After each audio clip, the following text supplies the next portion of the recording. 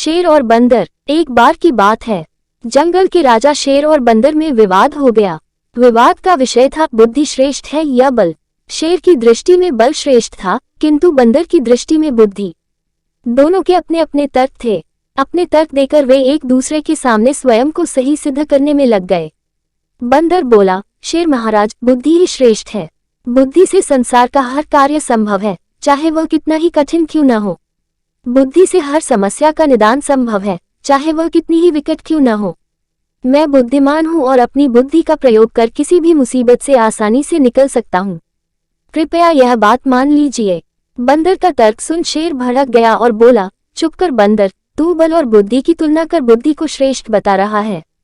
बल के आगे किसी का जोर नहीं चलता।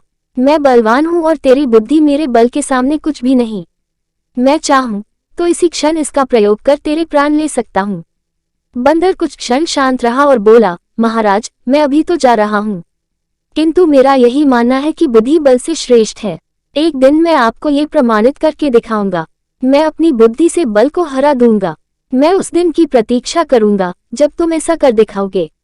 उस दिन मैं अवश्य तुम्हारी इस बात को स्वीकार करूंगा कि बुद्धि बल से श्रेष्ठ है, किंतु तब तक कतई नहीं। शेर ने उत्तर दिया। इस बात को कई दिन बीत गए।